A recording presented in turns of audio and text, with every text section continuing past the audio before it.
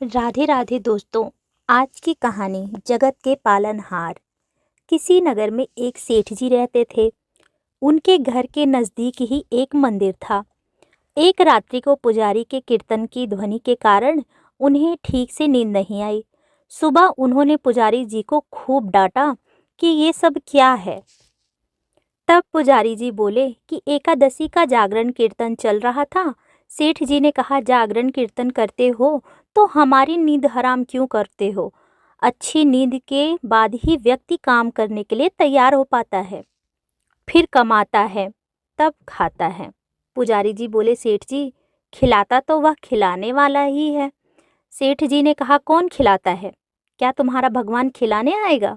पुजारी जी बोले, खिलाता तो वही है। सेठ जी ने कहा, क्या भगवान खिलाता है? हम कमाते हैं तब खाते हैं। पुजारी जी बोले, निमित्त होता है तुम्हारा कमाना और पत्नी का रोटी बनाना, बाकी सबको खिलाने वाले, सबके पालनहार तो वो जगन्नाथ ही हैं। सेठ जी ने कहा, क्या पालनहार पालनहार लगा रखा है? बाबा आदम के ज़माने की बातें करते हो? क्या तुम्हारा पालने वाला एक एक कुक आकर खिलाता है? हम कमाते हैं तभी हम खाते हैं। इस पर पुजारी जी बोले, सभी को वही खिलाता है। सेठ जी ने कहा, हम नहीं खाते उसका दिया। पुजारी जी बोले, नहीं खाओ तो मार कर भी खिलाता है।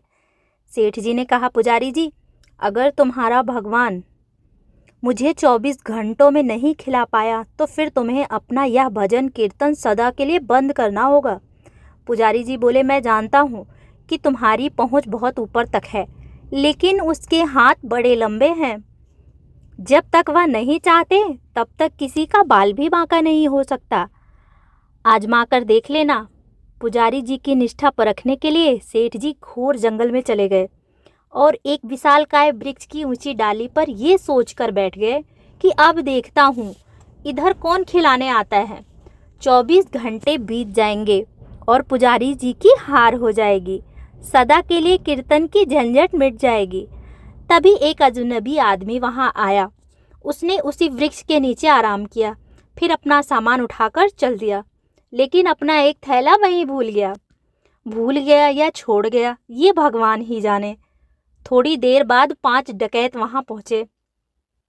उनमें से एक ने अपने सरदार से कहा, उस्ताद, यहाँ कोई थैला पड़ा है, क्या है जरा देखो। खोल कर देखा तो उसमें गर्मा गर्म भोजन से भरा टिफिन था। उस्ताद जी, भूख लगी है, लगता है यह भोजन भगवान ने हमारे लिए ही भेजा है। अरे तेरा भगवान यहाँ कैसे भोजन भेजेगा? हमको पकड़ने या फंसाने के लिए कोई शत्रु ने ही जहर डालकर यहाँ पर टिफिन रखा होगा, अथवा कोई पुलिस का षड्यंत्र होगा। इधर उधर देखो जरा, कौन रख कर गया है। उन्होंने इधर उधर देखा, लेकिन कोई भी आदमी नहीं दिखा। तब डाकुओं के मुखिया ने जोर से आवाज लगाई, कोई हो तो बताए कि यहाँ थैला कौन छोड़ गया। अब सेठ जी ऊपर बैठे बैठे सोचने लगे कि अगर मैं कुछ बोलूंगा तो ये मेरे ही गले पड़ जाएंगे। वे तो चुप रहे, लेकिन जो सबके हृदय की धड़कनें चलाते हैं, भक्त वत्सल, वह अपने भक्त का वचन पूरा किए बिना कैसे रह सकते हैं। ईश्वर ने उन डकैतों को प्रेरित किया, उनके मन में प्रेरणा दी कि ऊपर भी देखो। उन्होंने ऊपर देखा तो वृक्ष की डाल पर एक आदमी बैठा हुआ दिखा। डकैत चिल्लाए, अरे नीचे उतर। सेठ जी बोले, मैं नहीं उतरता। डकैत ने कहा, क्यों नहीं उतरता? यह भोजन तूने ही रखा होगा। सेठ जी बोले, मैंने नहीं रखा, कोई यात्री अभी यहाँ आया था, वही इसे यहाँ भूल कर चला गया। डकैत ने कहा, नीचे उतर, पहले इधर आ। तूने ही रखा होगा जहर मिलाकर, और अब बचने के लिए बहाने बना रहा है। अब तुझे ही यह भोजन खाना पड़ेगा। सेठ जी बोले, मैं नीचे नहीं उतरूंगा और खाना तो मैं कतई नहीं खाऊंगा। डकैत ने कहा, पक्का तूने खाने में जहर मिलाया है, अब नीचे उतर और ये तो तुझे ही खाना होगा। सेठ जी बोले, मैं नहीं खाऊंगा, नीचे भी नहीं उतरूंगा। अरे कैसे नहीं उतरेगा? सरदार ने एक आदमी को हुक्म दिया कि इसको जबरदस्ती नीचे उतारो।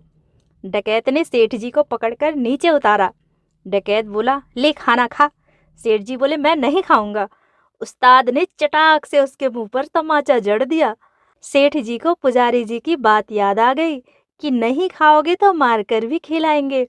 सेठ जी फिर बोले, मैं नहीं खाऊंगा। डकैत बोला, अरे कैसे नहीं खाएगा, इसकी नाक दबाओ, मुंह खोलो। डकैतों ने सेठ जी की नाक दबाई, मुंह खुलवाया और जबरदस्ती खिलाने लगे। वे नहीं खा रहे थे तो डकैत उन्हें पीटने लगे। तब सेठ जी ने सोचा कि ये 5 हैं और मैं अकेला नहीं खाऊंगा तो ये मेरी हड्डी पसली एक कर देंगे, इसलिए चुपचाप खाने लगे और मन ही मन कहा, मान गए मेरे बाप, मार कर भी खिलाते हैं। डकैतों के रूप में आकर खिलाएं, चाहे भक्तों के रूप में आकर खिलाएं, लेकिन खिलाने वाले तो आप ही हैं। आपने पुजारी की बात सत्य साबित कर दिखाई। सेठ जी के मन में भक्ति की धारा फूट पड़ी।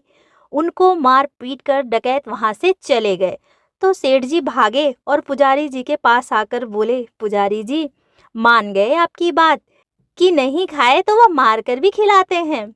दोस्तों, सत्य यही है कि परमात्मा ही जगत की व्यवस्था का कुशल संचालक करते हैं। अतः परमात्मा पर विश्वास ही नहीं बल्कि दृढ़ विश्वास होना चाहिए। भक्तों, कहानी कैसी लगी कमेंट करके जरूर बताइएगा। आपके कमेंट से हमें मोटिवेशन मिलती है। मिलते हैं कुछ अगली कहानियों में, तब तक के लिए राधे राधे।